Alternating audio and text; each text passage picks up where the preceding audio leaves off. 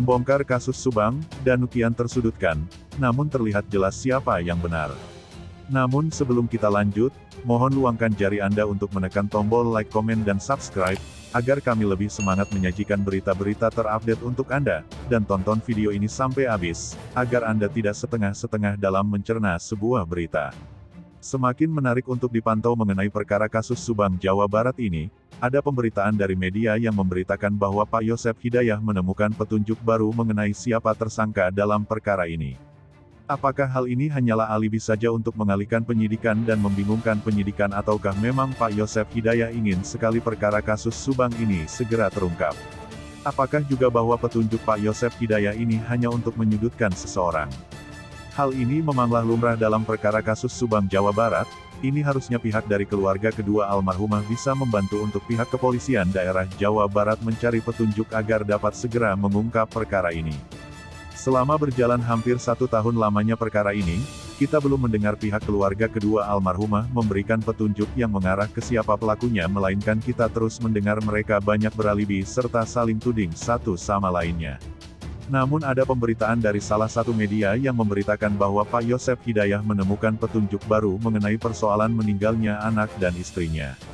Hal ini dikatakan Pak Yosef setelah meneliti dan melihat semua perkembangan dari penyidikan kepolisian daerah Subang, Jawa Barat.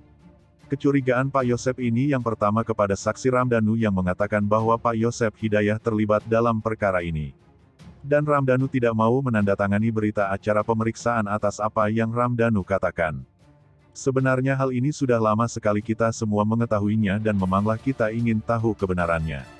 Apakah benar Ramdhanu mengatakan hal seperti itu ataukah juga ada yang menyuruhnya? Pak Yosef Hidayah mengatakan dia mengetahuinya dari kuasa hukumnya, yaitu Pak Rohman Hidayah. Dan Pak Rohman Hidayah ini mengetahuinya dari istri Yoris Raja Amarullah dan juga Yoris sendiri, seperti halnya di video sebelumnya yang kita bahas bersama-sama bahwa kemungkinan perkara Subang, Jawa Barat ini akan segera terungkap oleh kepolisian daerah Polda Jawa Barat. Saat ini yang harus dikonfrontir kebenarannya adalah ucapan dari saksi Ramdhanu yang mengatakan bahwa Pak Yosef adalah pelakunya serta dari penyidik yang saat itu memeriksa Danu. Apakah benar atau tidaknya Ramdhanu mengatakan seperti itu? Yoris Raja Amanullah beserta istrinya bernama Ibu Yanti harus juga dikonfrontir kebenarannya karena Yoris dan istrinya lah yang awal mengatakan hal ini kepada Pak Rohman Hidayah, kuasa hukum dari Pak Yosef Hidayah. Saat ini saksi Ramdhanu yang tidak lain adalah keponakan almarhumah Ibu Tuti semakin tersudutkan atas ucapannya.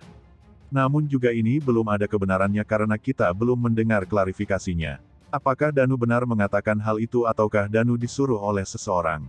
Mengapa Danu mengatakan hal seperti itu?